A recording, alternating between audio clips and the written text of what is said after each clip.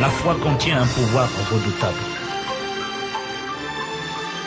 Dans Jean chapitre 1 au verset 12, il est écrit « Mais à tous ceux qui l'ont reçu, à ceux qui croient en son nom, elle a donné le pouvoir de devenir enfants de Dieu. » À tous ceux qui croient en la parole de Dieu, la parole donne le pouvoir de devenir enfants de Dieu. La foi contient donc un pouvoir, celui de devenir ce que vous croyez.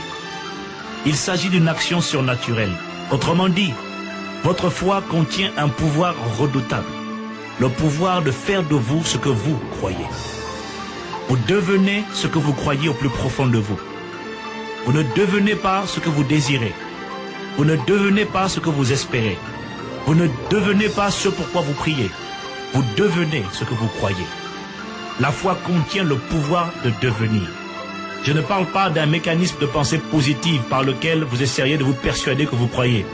Je parle de ce que vous croyez véritablement. Or, ce que vous croyez véritablement provient de ce que vous voyez dans votre esprit. Vous avez reçu le pouvoir surnaturel de devenir ce que vous croyez. Il s'agit d'un principe, d'une loi du royaume des cieux et qui opère sur la terre.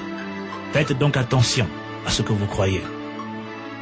Par quel processus s'opère cette manifestation de ce que vous croyez? En réalité, ce que vous croyez façonne votre mentalité, c'est-à-dire votre manière de penser. Vos pensées, donc la partie invisible, déterminent vos attitudes. Vos attitudes déterminent vos habitudes. Vos habitudes déterminent vos actions, ce que vous faites au quotidien. Et vos actions déterminent vos résultats, les fruits, c'est-à-dire ce que vous recevez dans la vie. Je pourrais aussi dire que toute action produit une réaction, et cette réaction se traduit par un résultat. La clé de la réussite ou de l'échec dans la vie se trouve dans les actes que vous posez au quotidien, c'est-à-dire dans vos habitudes.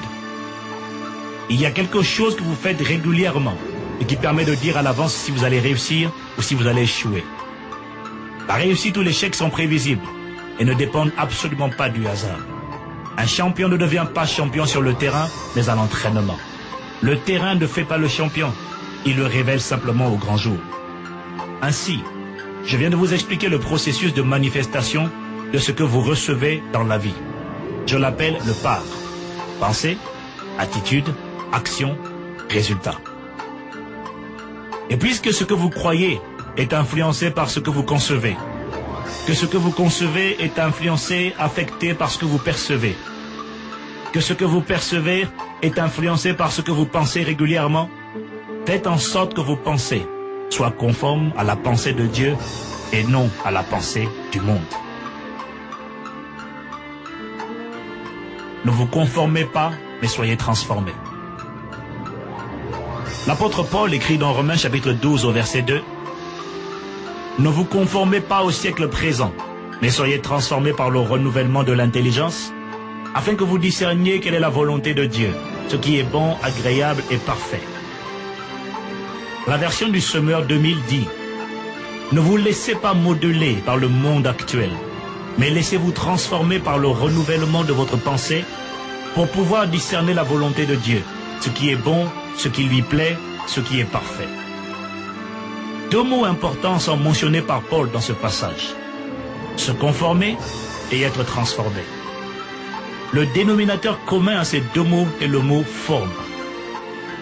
Se conformer veut dire prendre la forme de. Le mot con provient du latin cum, qui veut dire à l'intérieur ou au-dedans.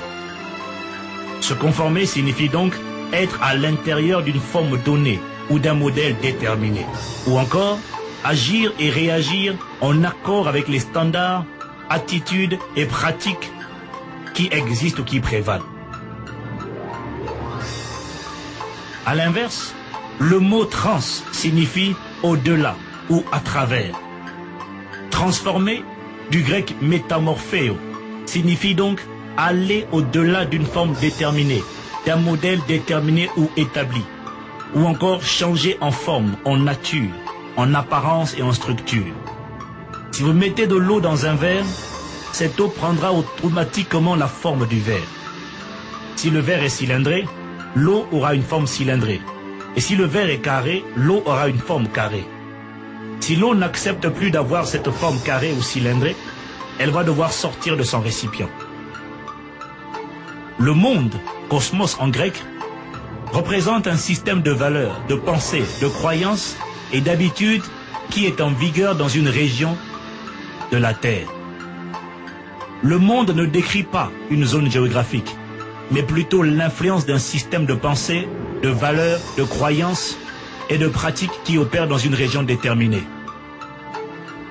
Le tiers-monde, par exemple, n'est pas une zone géographique, mais un système de pensée, une mentalité et des pratiques qui opèrent dans certaines parties du monde et auxquelles se conforment la plupart des habitants des pays pauvres.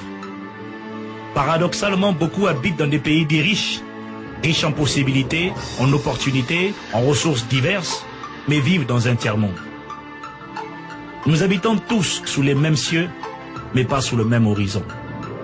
Ce qui fait la différence n'est pas la terre ou le pays dans lequel nous vivons, mais plutôt le monde, développé ou sous-développé, que nous avons construit ou laissé construire en nous.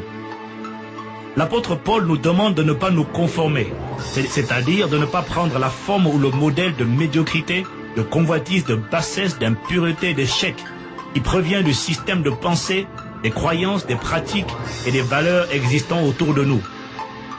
Et l'apôtre Paul nous dit d'être transformé, c'est-à-dire d'aller au-delà de ce modèle, de cette forme, de ce moule, en laissant nos pensées être renouvelées par la pensée de Christ. C'est seulement alors que nous pourrons comprendre la volonté de Dieu, c'est-à-dire les desseins, les buts, les plans de Dieu pour la terre, pour notre génération et pour nos familles.